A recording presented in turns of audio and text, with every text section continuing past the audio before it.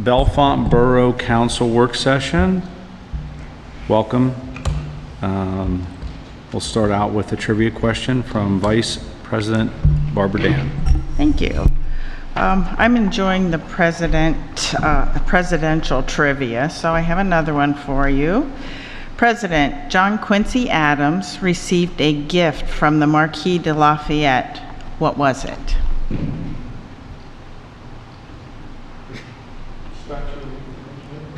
Close.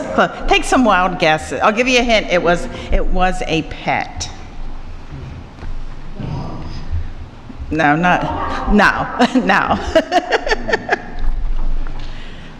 And I guess you would say an animal, loosely.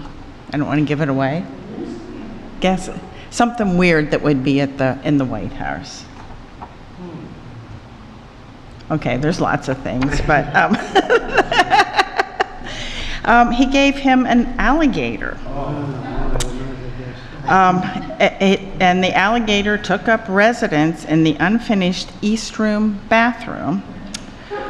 One story goes that President Adams it claimed that he would direct White House visitors to that bathroom, especially people he did not like, in order to watch their flights of terror. I know, unless you're going to use it, right? Okay, items for discussion. Mr. Stewart, can you start us off with the service line inventory project overview? Sure. Up on the screen, the wall here, we have a PowerPoint. I'm just going to read over. It's a lot of detail, so I apologize for reading.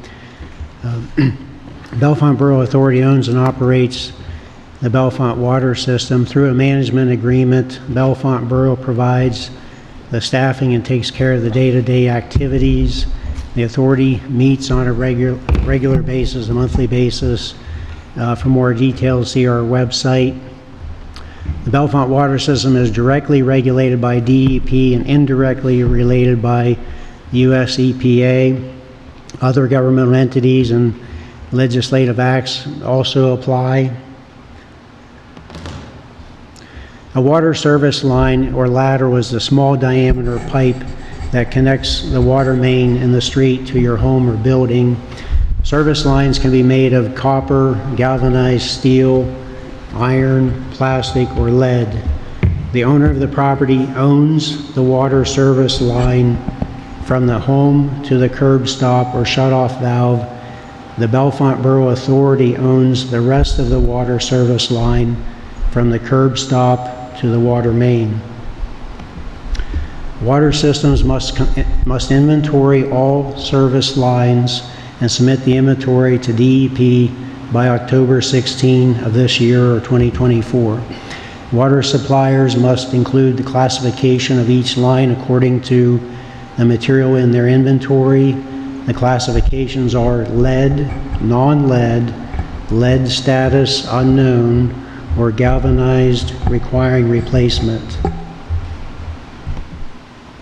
The borough is working to identifying the service lines on the system-owned authority side of the service lines in our water distribution system. We're reviewing the historical records, site plans, plumbing records, maps, and we will be conducting field verifications as needed. Under these rules of the lead and copper rule, options for verification are limited. One way is to expose the service line a specific distance on each side of the curb box and ID the material. A third check must be completed as well. This can be done where the service line comes into the structure. The borough does not have comprehensive records of the type of material for customer water service lines. Again, that's from the curb box into the house. We will need help in completing this inventory. Customers can help identify their service line by filling out a form and taking a picture of the water service line where it comes into the home or the business. Go to our bellefonte.net website, look for the service line inventory information, click on the link for the form, This is the information that we would like to have put into the form, and then it's very easy to attach a photo of the service line and submit it to this email address, borough@bellefontepa.gov. Well, Yes, Randy? Sure. I cannot find where my water comes into the house. If for citizens who cannot find where it comes in, give us a call. We're happy to have a water system operator stop out and look at where it comes in. Been there and I've done that. I can't find it either. It has to be a water meter somewhere. There is one there, but it's my neighbor behind me. And I think it's buried a little deeper. I don't know. Okay. Well, we'll do our best to figure out where it's coming in. That's something we have to do. The picture that's up on the screen has two boxes. The box on the right is what we're looking for, and that would be in the picture that you would submit to us. It would ordinarily, and I'm sure there's some exceptions out there, but ordinarily there's going to be a water service line coming in probably through the foundation wall, and we need a picture of where that line comes into the house. And if you take a picture of that and submit it with that other information. Oops, I'm sorry. Uh-oh, just moved something here. 1 second here. I think that, yeah, okay. I'm sorry. So let me see if I understand what you're saying. Is if I were to go into my basement, there's a pipe that comes in through the foundation, and partway in there is a turn-off valve, and that's where we're supposed to take a picture between that turn-off valve and the wall? Yes, we want to see the type of material, the line that's coming through the wall. That's your service line. That's what we're regulated to identify at this time. And how are we telling everybody in the community to do this? Because I know a lot of people aren't going to be watching this evening. We're going to put all this information on our website, step by step what to do. If people can't do it, don't want to do it, give us a call. Again, we'll send somebody out to help with the process. I mentioned earlier, go back to our website, go to the Bellefonte.net website, service line inventory, and then click on the form. Again, if the customer doesn't feel they can do this, not a problem. We will send someone in, just like we do to change a water meter or fix a water meter. We can do the same thing, but all this information, the form is already on our website. The inventory information is there. We're going to upload these new links probably by tomorrow, but if you have any questions, call our office. So I was here. How can you determine what materials are coming in and what your line is made out of? EPA has information. I'm going to touch on a little bit here in a moment. You can click on this UR code or the link, and EPA has information on what service lines you might have. I'm going to go over that again here. There's generally 4 categories: plastic, lead, copper, galvanized steel, or iron. Lead is easily scratched. It can be shiny where it's scratched. It's non-magnetic. Galvanized steel or iron is hard to scratch, and it is magnetic. So you need a magnet, and like a screwdriver kind of showed in this picture, to determine which one it is. Again, if this is something that you don't want to do, not a problem. We're happy to help in this area.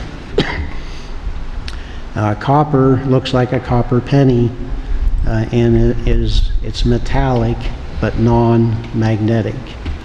And plastic comes in different colors. It's obviously not metal, but it could be white, beige, blue, or black. Why are we doing all this? The lead and copper rule is a United States federal regulation first issued in 1991 by EPA.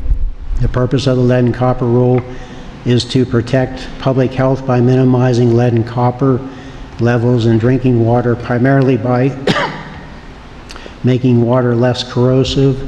When water is corrosive, the lead and copper found in plumbing materials can leach into drinking water. Water systems are required to sample the water from consumers' homes or on a specific frequency, which is either every 6 months, annually, or triannually, or every 3 years. An action level exceedance occurs if the results from more than 10% of the homes tested are above the action level. The Bellefonte system is on the 3-year testing cycle. To my knowledge, we've never been over the action levels. What happened in Flint, Michigan, we all probably remember the water crisis that happened in 2014, became known in 2015. Flint switched the source of the water they used. The new source was corrosive and no related treatment was done, which created this public health emergency and created elevated levels of lead in the water across the city. From that point, or that incident, there spurred new interest in looking at options to reduce lead in water.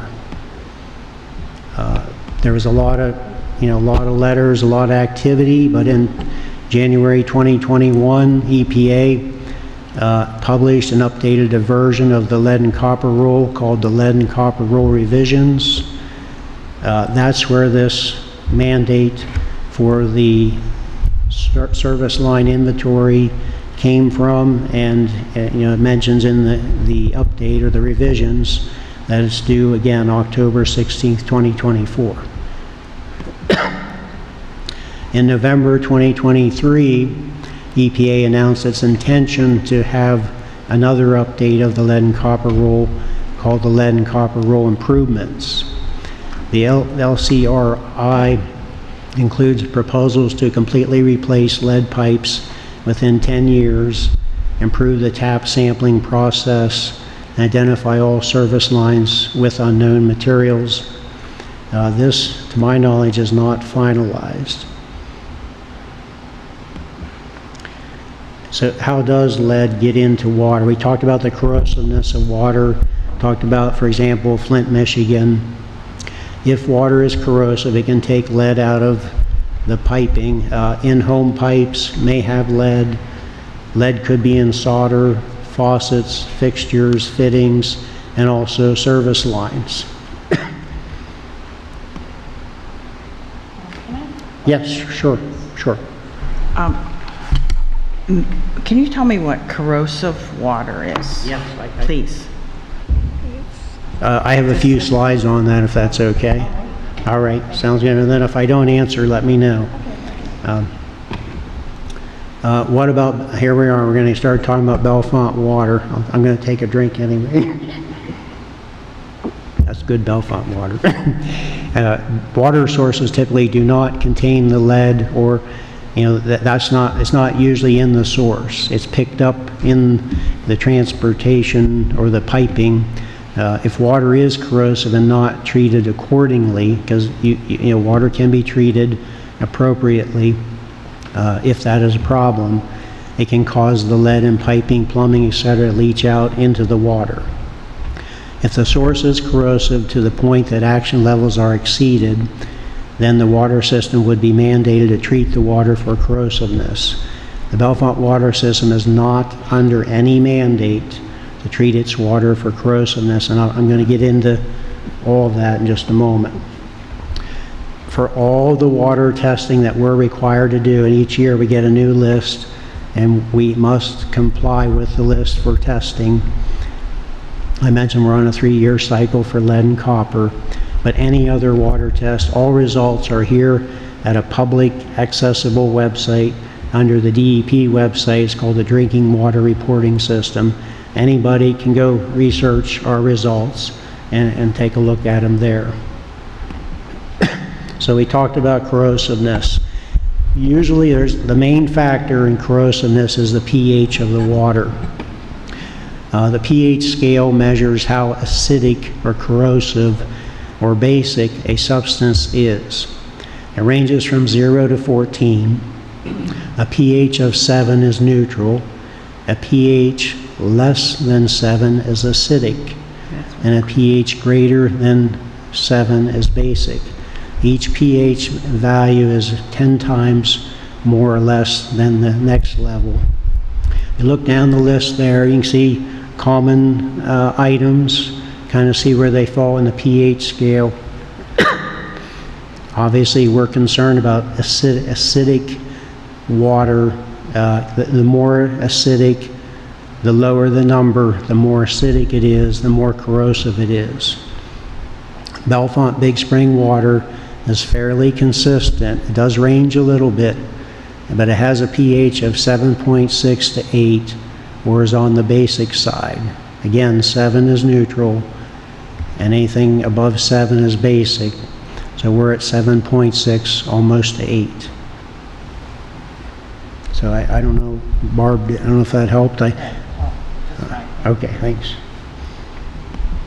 Now, what about hardness? Hardness is a factor. It's actually a benefit when you're talking about corrosivity and lead in the system. Hard water is scale forming. The scale made of precipitated calcium carbonate builds a layer on the inside of pipes and fittings. This helps to isolate the water from the pipes and fittings that may contain lead and lowers the ability for lead to be leached from pipes and fittings into the water. The hardness of Bellefonte water is 9.2 grains or per gallon, or 158 milligrams per liter. If you look at the chart, that puts us in the hard category. Again, that's a benefit. There's a little bit of scale on the inside of our pipes. It helps lower the ability of lead being leached into the water.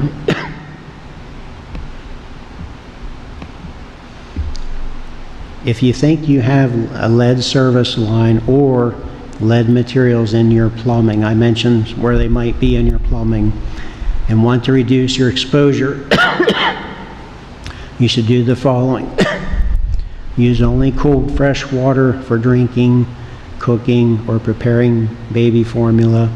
Run the water for at least 1 minute or until after it turns cold. Do not boil the water to remove the lead. That only concentrates it. You can have your home tested for lead, and there's labs and certification labs that can assist with that.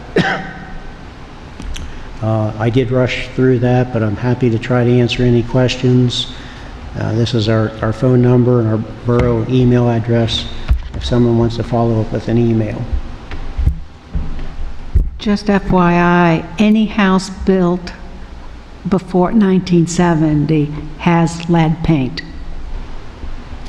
Well, let's stay focused. We're talking about water and service lines, but Right, yes. but in your previous Yes. one, you said that was there, so I Yes. just wanted to add that, that's all. So there's a couple of factors. I'll just mention.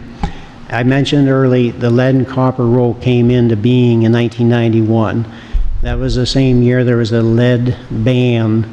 So US EPA and DEP says any structure built with a new service line after 1991 is, as long as we can document the year of its construction, it's considered to be lead-free. So that's part of our research that we're doing. Now, our water system is much greater than just the borough. So we have some newer homes and all of that will probably be fairly easy to document that they do not have a lead service line. But we have to go through and identify what they do have.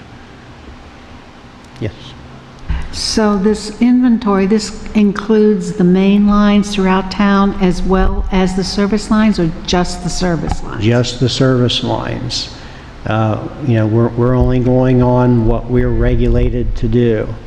The inventory is just the service line from the main to the house or business, whatever it may be. That's all that's required in the inventory.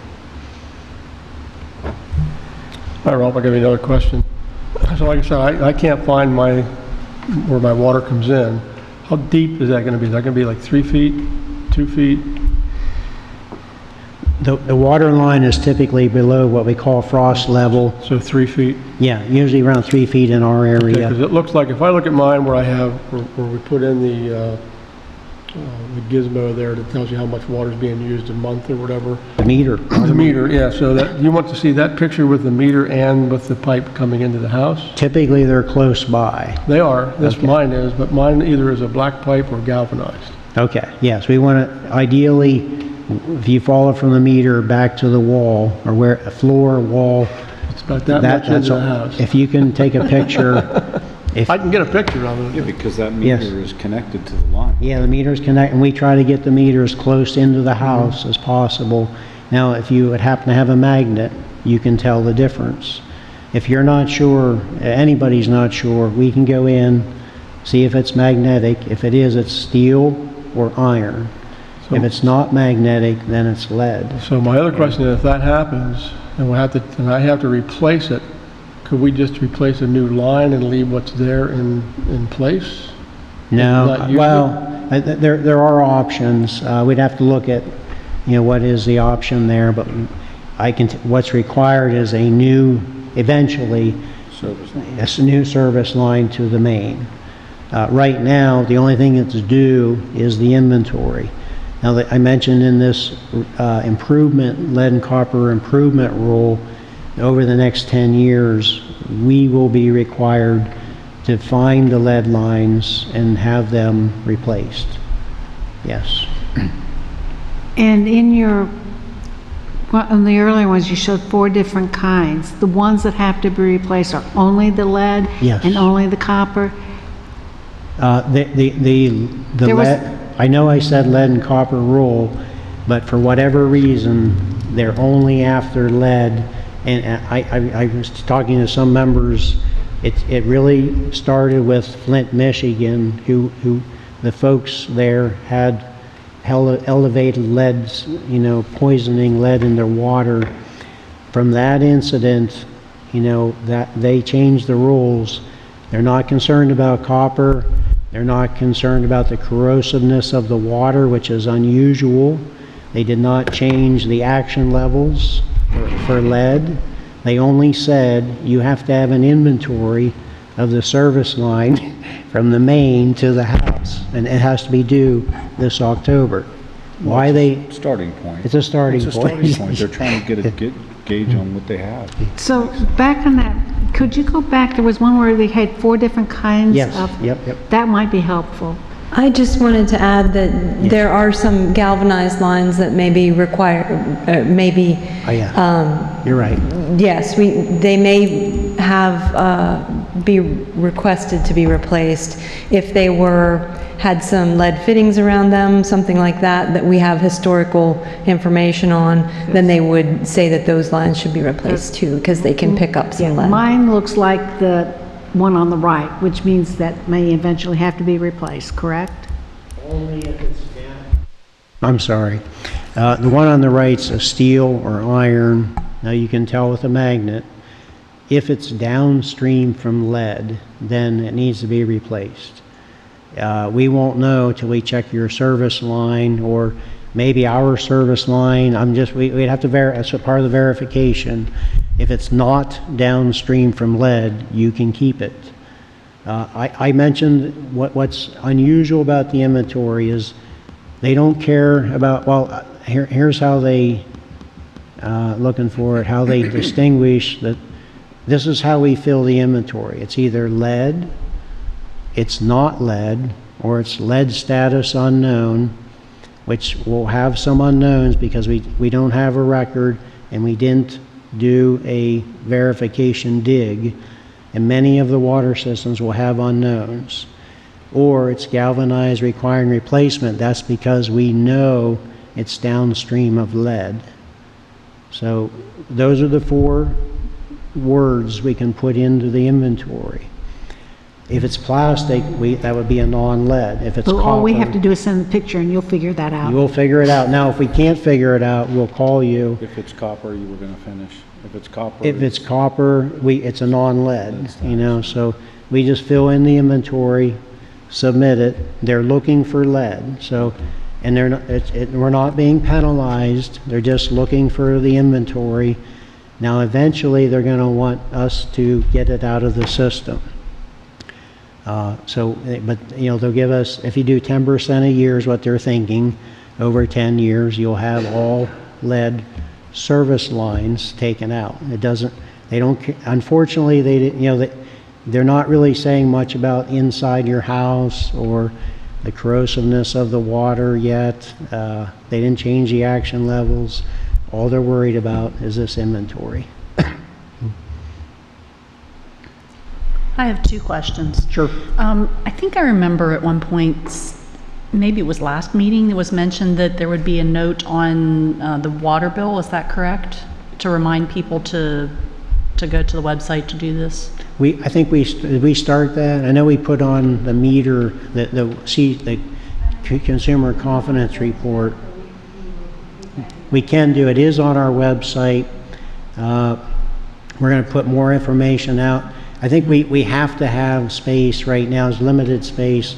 We're doing a notice about our consumer confidence report, which we should be about done. Just came off. Yes. Yeah, so we're probably being able to do that, but we'll put a reminder on Okay. about going to the website. Okay. And the other question, and I think I know the answer to this, but if you do have lead pipe, that would be the consumer's responsibility to replace that. Is that correct? Well, I was saying again, some others, the DEP, and they don't care who does it, they just want it done. So ideally, we would say to the homeowner, you replace it. Now, if the homeowner can't afford it or whatever, the authority's gonna have to figure out how to get it done. You know, we don't have the money. By the deadline. By the deadline. Well, right now, the inventory is only due by the deadline. Right. The next 10 years will be some kind of replacement program. We'll have to figure out how to pay for that with the authority who operates the water system. So it's undetermined how, who pays for what at this Okay. time. Okay, guys, we're out of time. We have to move on. Thanks. We have about 2 minutes. That concludes Bellefonte Borough work session.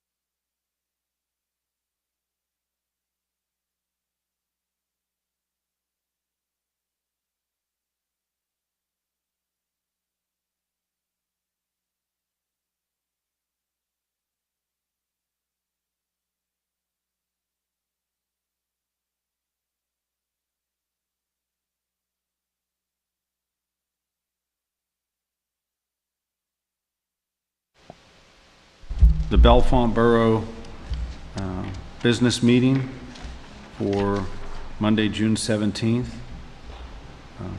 First things first is the Pledge of Allegiance. I pledge allegiance To the flag of the United States of America and to the republic for which it stands, one nation, under God, indivisible, with liberty and justice for all. Thank you. Next is our roll call, please. Mr. Bernier, Present. Mr. Brackbill. Mr. Brackbill is here. He's talking. Miss Cleaton. Here. Miss Dan. Here. Mr. Johnson. Present. Miss McKean is excused. Miss Purnell. Here. Miss Sedgwick. Here. Miss Tosti Vasey. I'm here. Mr. Larson is here. And Mayor Johnson is excused. Okay, thank you, Mr. Stewart. Additions to the council meeting agenda. We have any additions to the council meeting agenda? Any members of council? If not, we'll move on to public comment. Have anybody in attendance today that would like to come to the podium and speak?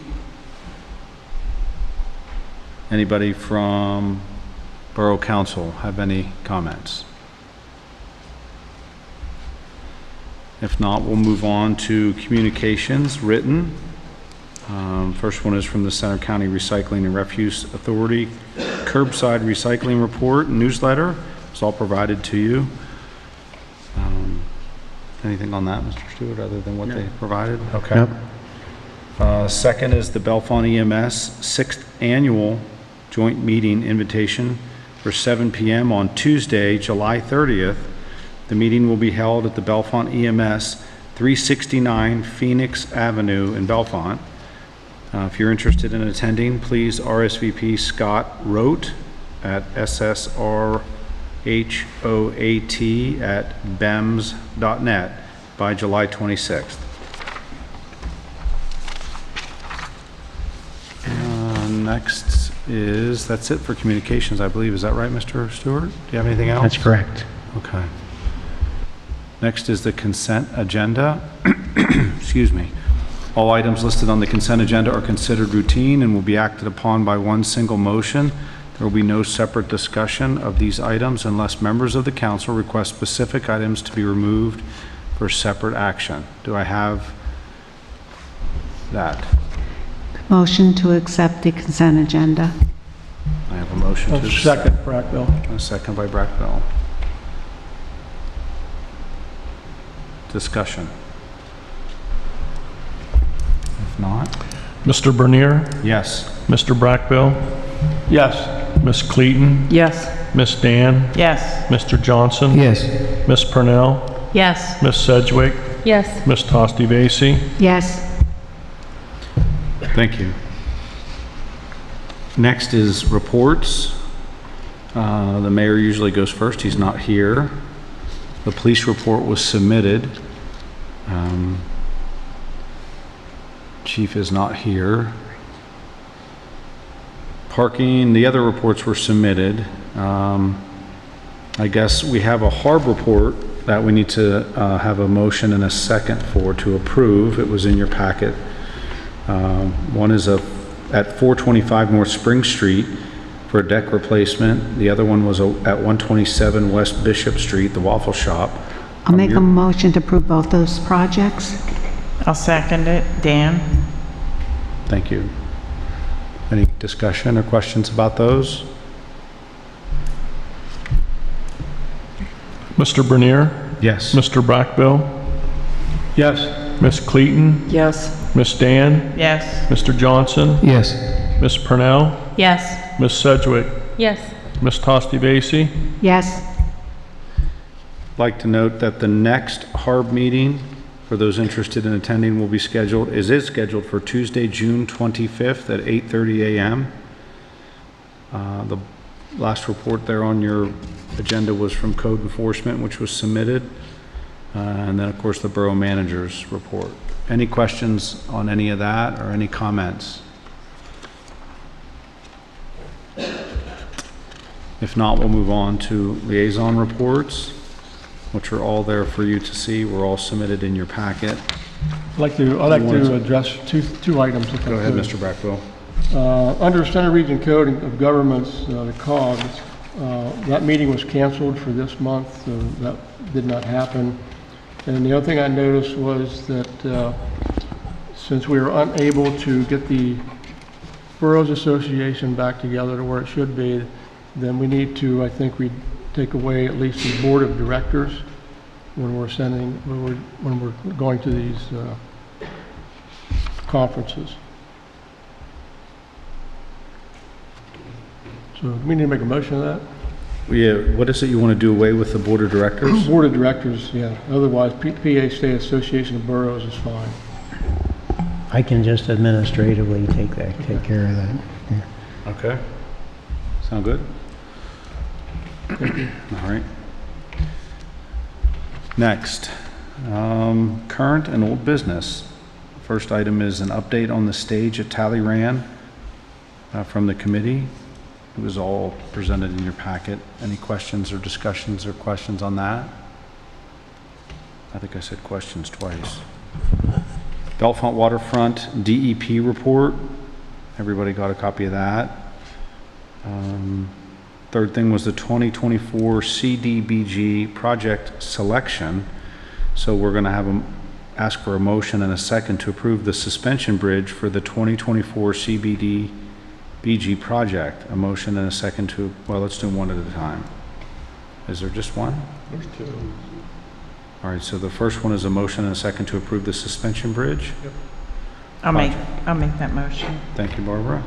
I'll second it. Thank you, Joanne. Discussion on the suspension bridge project or comments? Oh, okay.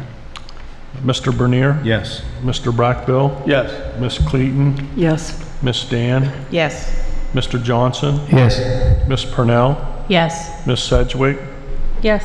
Ms. Tosti Vasey? Yes. Thank you. Next is a motion and a second to approve the Center County on behalf of the Bellefonte Borough to submit an application to the Pennsylvania Department of Community and Economic Development for fiscal year 2024 Community Development Block Grant Entitlement Funding, the Suspension Bridge Project. So moved. I'll second it. That's a lot. Any questions or discussions on that? Mr. Bernier? Yes. Mr. Brackbill? Yes. Ms. Cleaton? Yes. Ms. Dan? Yes. Mr. Johnson? Yes. Ms. Purnell? Yes. Ms. Sedgwick? Yes. Ms. Tosti Vasey? Yes. Okay, thank you. The third item here is a public transit services in Bellefonte Borough. As a result of both Spring and Benner Township exiting the CATA services on June 30th, the Bellefonte Borough doing the same. Borough Council is interested in having a task force explore options for public transit services after leaving the CATA services. Council will consider creating this task force by appointing 2 council members. Once appointed, the 2 council members can invite participation from Spring and Benner Township citizens, nonprofits, etc., as they see fit. The task force will develop its own meeting schedule and provide periodic reports to council. Staff will assist with meeting room reservations, meeting advertisements, etc. I'm asking for a motion and a second to create the Public Transit Service Task Force and to appoint the task force council members Deborah Cleaton and Joanne Tostavasi. I'll make that motion. Second. Thank you. Any questions on that? Joanna? Johanna. If not, I have a couple, one question, anyway, looking at this, I'm not sure why we want to include Spring and Benner at this point, because we don't know what Bellefonte's going to be able to do. I understand maybe having a first discussion with them, but we kind of already know where they're headed, and that's like, I'm not staying with CNET, I'm sorry. CATA. Sorry, CNET. I'll turn it on, I'll do it better than that. So I just don't, I think we need to figure out what Bellefonte can do before we start talking to other municipalities. But that's up to how you guys want to do it, but that's my feeling for it. I just think the suggestion was leave the task force decide what they want to do. Any other comments or questions before we vote on the task force? Okay. Mr. Bernier? Yes. Mr. Brackbill? Yes. Ms. Cleaton? Yes. Ms. Dan? Yes. Mr. Johnson? Yes. Ms. Purnell? Yes. Ms. Sedgwick? Yes. Ms. Tosti Vasey? Yes. Thank you. All right, so Deb Cleaton and Joanne Tostavasi are going to solve our public transit problem. Man, you guys. Good for you. I can't wait. We're going to get your brother involved. Please do. He will love it. Oh, that's funny. All right, new business. A memo from the Assistant Borough Manager on various projects and updates within the borough was in your packet. Anybody have any questions, or does the Assistant Borough Manager have any comment? I do. Councilman Johnson mentioned earlier that in that report, I failed to mention the update on the restroom. That is still part of the project, but I only placed the batting cage in there because it was what required the permit and so forth. The restroom doesn't, but that's still part of the overall project. Thank you, Dawn, for answering that. I appreciate that, Dawn. Okay. Next is the Pennsylvania State Association Boroughs Annual Conference. Several Bellefonte personnel attended this conference. Consider sharing information regarding legislation, policy, and programs learned at the conference. Those that went have anything to share? I They're do. smiling. They must have had a good time. We did have a good time. There were lots of great classes throughout this conference. I had 3 that I really liked. One was on crisis communication, and you were at that one too. It was about West Reading Borough, who was rocked by a deadly explosion at a chocolate factory, I believe last year. Made national news. It was a very serious problem, and the mayor, the council president, some of council, and some of the administration were there and presented one of the classes, and they just brought up so many good things about what they did and what they were prepared for and things that they were not prepared for. So I would hope at some point that maybe as a council we can take a look at that and make sure we are properly prepared for things that we hope will never happen. Another one that I attended was I call this meeting to order. It's lots of tools and strategies, although we don't have this problem. A lot of people do, keeping meetings civil and orderly. They went over Sunshine Act, First Amendment rights, and things like that, which was also very interesting. One of my favorite recurring sessions is the open discussion of current topics, and they divide this by how many people are in your borough. And it's really just a time to talk, bring up things that have happened or that you have questions about. And what I found most of the time is somebody really does have an answer for what you may already be facing. So I find that particularly valuable. Thanks. Thank you. I got something, Ken. I just wanted to thank council for allowing me to go. I won a 5-pound Hershey bar, which I ate on the way home. No, I really didn't, but I like Barb. I tell you what, I do find that, the Boroughs Association, getting an opportunity to network with other boroughs across the state and talk to officials about the problems going on in their communities and how they relate to how they relate to us here in Bellefonte is always enlightening to me. In addition, you get your standard legislative update, and PennDOT comes in. They had some good PennDOT speakers this year at one of the breakout sessions, and of course, they did also a session on right to know, which relates to, it's why I put what I placed in my report about the number of right to know requests that have increased for the borough. We're up to 42 already at this time this year, when on any other given year we average about 20 to 25. So it's we're already well ahead of what we've been getting. And again, a lot of it is these data centers that are coming in with requests that take up a lot of time for Lori and Barbie and other staff members. But overall, it was a great conference, and I'd like to again thank you for allowing me to attend. You really want a 5-pound candy bar? Yes. I found it for him. Okay, last. Oh, go ahead. Joanne, I'm sorry. I almost hate to admit that I really actually enjoyed the, 8 a.m. Monday morning legislative update.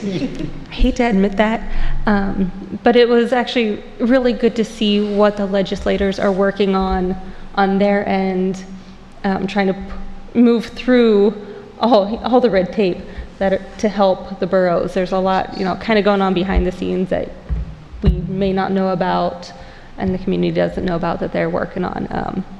And even the legal update, the Jeopardy style legal update is always fun, because they give an actual scenario of, issues in a community, and then you kind of try to figure out how it all plays out. So it's a nice way to review legal topics and issues in the communities. Some of you know Mario from Ambridge Borough out near Pittsburgh. He was at another borough, but he's over at Ambridge now. He got his first EV police car in February and said it's been very successful. He said, matter of fact, the officers fight over who gets to drive it. So I told him I'd, be in touch with him, find out some more information. Said there's rebates out there, a lot of incentives. But he's actually ordered a second one, so he's pretty confident it's going to work for them. But it's new. It's something, people were not sure about, how long they would last, or if you run out of battery juice, if you're in a situation. But he so far so good. So I'm going to pursue that and see what comes of it. How long of a testing process did he say? How long have they had it? Well, just February of this year, so it's not super long. But no, that's pretty good though. Yeah, so far so good. Yeah. Good. Mm-hmm. I also went to the PSA conference, and I'm going to just choose another one, just because everyone's talked about a lot of different ones. There was, during the conference, there was a panel of state agencies, similar to the legislative, and one of the speakers was the secretary for PennDOT. And he talked mostly about infrastructure issues, so things like Phoenix Avenue and those sorts of things, and TIP programs, but he also talked a little bit about public transportation. After the session was over, I talked to him about CATA and our public transit situation. I gave him my contact information, and he forwarded our concerns on to Meredith Bajika. She's the Deputy Secretary for Multimodal Transportation. She called me later that week and said that she has been monitoring what has been happening here in Center County. She also said that there may be additional funding for public transit in the 24-25 state budget. However, most of that funding will probably go to the SEPTA program in Philadelphia. She also mentioned a pilot project program that we might be able to apply for if we come up with a plan for public transportation here in the Nittany Valley region, which I thought was a positive possibility. She also emailed me a list of every single public transit authority and program in the state to help us with contacts around the state that might, in one way or another, assist us in resolving this issue. So I think it was rather productive. And since nobody else mentioned it, I was awarded a certified borough official for at the conference. Congratulations. Hey, Dawn. Oh, Julie, go ahead. Oh, I just wanted to say that I was able to attend the conference as well, and I appreciated that opportunity. And I really have an interest with the legislative updates. I think those are getting to find out what the legislators are, the topics they're working on is really helpful to us as we're going forward. And, some of the other items that I think everyone covered that very well. So thank you. Thank you. Hey, Dawn, in your borough assistant manager report, the one topic was the item that's interests many residents in the Parkview Boulevard stoplight. So that was turned down. What does that leave the status of that project? Well, we're going to go forward with the project. What was turned down was, right. It wasn't really turned down. We received the Arley grant program we applied for through our engineer last year, and we weren't successful. So we applied again this year on our own.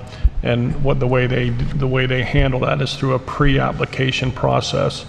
So their application came back saying that our project is eligible for Arley funding. However, the fact that there really isn't a safety issue there, and they based it on the last 5 years of data that there were no accidents or deaths is the way the application had it written.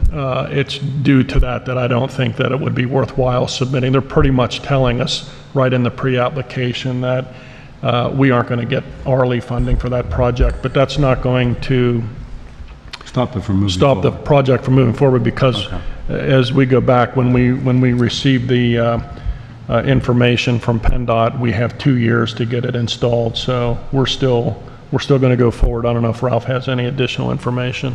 Yes, I put it in my monthly report, but just so everybody knows that the design is being reviewed by PennDOT right now. We hired a consultant to help do the design work, and we're at the phase where that formal design has been submitted. So we're just waiting for comments or approval, and then I think we're getting close to possibly getting ready to go out to bid to put the light in once the design's approved. We're moving along. I just know that will help people who are interested in that. Okay, thank you. The last item that we have under new business is council meeting minutes, and in your packet you received a sample of how they can be done in an effort to capture what was done during the meeting, not what was said. And we're going to ask that a motion and a second gets voted on to adopt the action minute style, which was presented to each of you in your packet. Again, that's I don't know, how do we describe it? It's a way of capturing, it's a way of maybe helping us save some time in getting the council meeting minutes out there without taking up so much time and being so confusing. So I'll ask for a motion and a second to adopt the action minutes style, which was provided to you in your packet for review. I'll make that motion, Brackbill. I'll second Purnell. Thank you. I would like to add too that I fully agree with what's listed here under the action minutes style. In 22, when I became council president, we changed a lot of things, and this was one of them. And I don't know where we got lost with what was going on here in the last few months, but we're here to do our job, and our job is to, make the motion, do the motion, and whatever way it goes, it goes. So, and I agree with everything that's on here. Thank you. Go ahead, Joanne. I wanted to thank Ralph for taking the time to research this. I had no idea there were different styles of meeting minutes, and this looks perfect, and I'm hoping it'll help our transcriptionist and it'll help eliminate any confusion, just make it nice and simple and get her done. Good. Thank you. No problem. Go ahead, Joanne. Okay. I think the 3 samples were good. One of them was the action style. The other 2 were summary styles. And I think I would like that the action style that we adopt reflect that when we have public comment, that the public members' comments be summarized so that we know what they're talking about and recommend. I believe that just saying Jane Q. Public spoke without saying what she talked about isn't particularly helpful. So, for example, Jane Q. Public spoke to council doesn't really help. It's saying, quote, Jane Q. Public of Main Street suggested that council consider X, Y, and Z when planning for a new transit program would be more appropriate and would align with the outlines of any actions taken during the actual motions. Because if you look at the action things, there's a summary section of what we're voting on, and then there's the vote. This would be basically putting the same thing in for public comment, which isn't on the agenda at the beginning. So it just summarizes what a public member said, and we acknowledge that they had something important to say. Thank you, Joanne. Other comments, questions?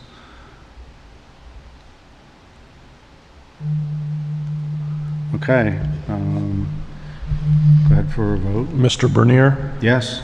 Mr. Brackbill? Yes. Miss Cleaton? Yes. Miss Dan? Yes. Mr. Johnson? Yes. Miss Purnell? Yes. Miss Sedgwick? Yes. Miss Tosti Vasey? Yes. Thank you. So we did, just for a minute, we did the, we covered reports. And Mr. Larson, I don't want to leave you out, but you got any updates from Bellefonte? I know that you usually give it on another day, and this isn't meant to put you on the spot, Yeah, but it's more because I don't want to leave you out. Yeah, it's all right. So I don't have a report mainly because school ended. Right, So right. I don't really have anything to talk about. But at the next meeting, I plan to have like more things in the borough. So I want to get a little more involved during the summertime. We'll have extra time. And then that'll be about like what I've researched and stuff. And then it'll go back to school when school starts. So right now, I really don't have anything to report on. Okay. But I will at the next meeting. Okay. Looking forward to it. Thank you. Everybody gets a vacation. Yeah. Again, it just was because I didn't want to leave you out, not because I wanted to call you out. All right. Anything else? All right. That adjourns our meeting. I'll call for a motion in a second. So moved. Thank you. Adjourned.